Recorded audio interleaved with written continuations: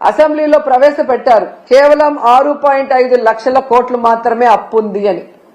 14 లక్షల కోట్లుందని అబద్ధం చెప్పిన మేనిఫెస్టోలోనే అన్ని చేస్తామన్నప్పుడు అందులో సగం ఉన్నప్పుడు ఎందుకు చేయలేకపోతున్నారని నేను అడుగుతున్నా.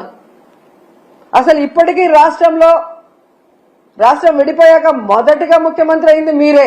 మీరు దిగిపోయేటప్పటికి ఎంత అప్పు ఉంది, మీరెంత అప్పు చేశారు, మీరు ప్రజలకు ఏం సంక్షేమాన్ని ఇచ్చారు, రాష్ట్రానికి ఏం అభివృద్ధి చేశారో ఒక వైట్ పేపర్ రిలీజ్ చేయండి. ఆ తర్వాత వచ్చిన జగన్మోహన్ రెడ్డి గారు 5 ఏళ్లలో ఎంత అప్పు చేశారు, కోవిడ్ సంక్షోభంలో కూడా రాష్ట్రానికి ఆదాయం లేకపోతే ఎలా సంక్షేమాన్ని అభివృద్ధిని చేశారు, ఎంత అప్పు చేసి ఆ అప్పు డబ్బులు ఏమైందో కూడా ఒక వైట్ పేపర్ రిలీజ్ చేస్తే మీ అబద్ధాలకి ఫుల్ స్టాప్ పడుతుంది. ఎన్నికల ముందే కాదు ఇప్పుడు కూడా అబద్ధాలు చెప్పుకొని బ్రతకాలనుకుంటున్నారు తప్ప రాష్ట్ర ప్రజలకు ఇచ్చిన హామీలు నెరవేర్చాలన్న చిత్తశుద్ధి లేకపోవడం దురదృష్టకరం. సో మీకు ఒకటే చెప్తున్నారు, మీ బడ్జెట్ లో మీరు చెప్పినట్టుగా బడ్జెటరీ లోన్ 4,91,734 కోట్లు, అలాగే నాన్ బడ్జెటరీ లోన్స్ అంటే కార్పొరేషన్ల ద్వారా తెచ్చిన 1,54,797 కోట్లు అంటే మొత్తం కలిపి 6.5 లక్షల కోట్లు మాత్రమే అప్పుంది. దాంట్లో మెజారిటీ మీరు చేసిన అప్పులే 2014లో.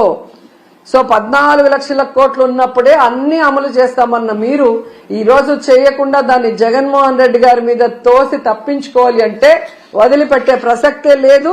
అండ్ ఈ రోజు మీకు హెచ్చరిస్తున్నాం, పిల్లల జీవితాలతో చెలగాట మాడే విధంగా కనుక మీరు ఇలాగే ముందుకు వెళ్లి ఫీజు రియంబర్స్మెంట్ బకాయిలు కానీ విద్యా దీవెన వసతి దీవెన బకాయిలు చెల్లించకపోతే మీకు డెడ్ లైన్ 5వ తేదీ ఫిబ్రవరి 5వ తేదీ లోపల చెల్లించకపోతే వైఎస్ఆర్ కాంగ్రెస్ పార్టీ నాయకులు, కార్యకర్తలు, విద్యార్థుల తల్లిదండ్రులతో ఫీజు పోరు చేసి మీ మెడలు వంచి పిల్లలకి అండగా నిలబడతామని కూడా ఈ సందర్భంగా తెలియజేసుకుంటున్నాం.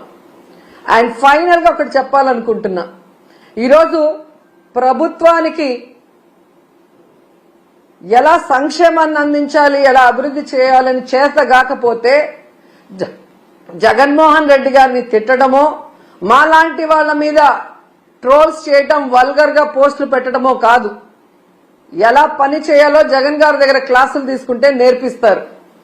చిన్నవాడైనా మొదటిసారి ముఖ్యమంత్రి అయినా ప్రజలకు ఇచ్చిన ప్రతి వాగ్దానాన్ని రాష్ట్రంలో ఎలాంటి పరిస్థితులున్నా కూడా సమర్థవంతంగా అందించి అందరికీ కూడా అన్నలాగా అండగా నిలబడ్డాడు. మీలాగా మీ మీద ఎవరో ఒకరి మీద నిందలు మోపి తప్పించుకోవాలన్న ప్రయత్నం చేయలేదు. పవన్ కళ్యాణ్ గారు మీకే చెప్తున్నాను, ఆడవాళ్ళ మీద ట్రోల్స్ చేస్తే ఒప్పుకోనన్నారు. మరి ఆడవాళ్ళు అంటే ఓన్లీ తెలుగుదేశం జనసేనలో ఉన్న ఆడవాళ్ళు మాత్రమేనా? మీ ప్రభుత్వం చేసే తప్పుల్ని నిలదీస్తామన్నా మీరు నిలదీయకపోతే ఈ రాష్ట్రంలో బాధ్యత కలిగిన అపోజిషన్ లీడర్స్ గా మేము నిలదీస్తున్నాం. మీరు చెప్పిన హామీలు నెరవేర్చకపోతే వాటిని నిలదీస్తున్నాం. మీరు చేసే అరాచక పాలనను ఎండగడుతున్నాం. కానీ దానికి సమాధానం చెప్పకుండా ఈ విధంగా ట్రోల్స్, వల్గర్ గా మీమ్స్, వల్గర్ గా వీడియోస్ చేస్తుంటే వాళ్ళ మీద ఎటువంటి యాక్షన్ తీసుకోరా? ఖచ్చితంగా నా మీద గాని మహిళల మీద గాని ఇలాంటి పనికి మాలిన వీడియోస్, పనికి మాలిన ట్రోల్స్ చేస్తే మాత్రం సహించేది లేదు. వడ్డీతో సహా వాళ్ళందరికీ కూడా ఇచ్చి పడేస్తానని తెలియజేసుకుంటున్నా. ఇప్పటి వరకైతే ఇలాంటి పిచ్చి పనులు చేసే వాళ్ళు మానసిక రోగులుగానే నేను భావించాను. జగనన్న ప్రభుత్వం ఉన్నప్పుడు వాళ్ళందరికీ ఆరోగ్యశ్రీలో అయితే ట్రీట్మెంట్ ఇప్పించగలిగాం. కానీ ఈరోజు ఆరోగ్యశ్రీ కూడా తీసేశారు కాబట్టి మీ పిచ్చి మీరే భరించుకోండి. అది మా మీద, ప్రజల మీద రుద్దాలన్న ప్రయత్నం చేస్తే మాత్రం సహించేది లేదు. మీరు తప్పు చేసినప్పుడు మేము నిలదీస్తాం, పోరాటం చేస్తాం. మీరు ఇచ్చిన హామీని నెరవేర్చాలి. మీరు అధికారంలో ఉన్నారు కాబట్టి చేయాల్సిన అభివృద్ధి చెయ్యాలి.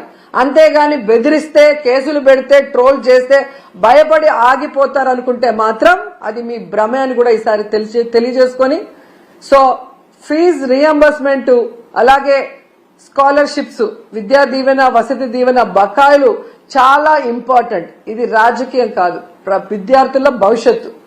దీని మీద దృష్టి పెట్టి పవన్ కళ్యాణ్ గారు వెంటనే చంద్రబాబు నాయుడు గారితో వీటిని రిలీజ్ చేయించాలని కూడా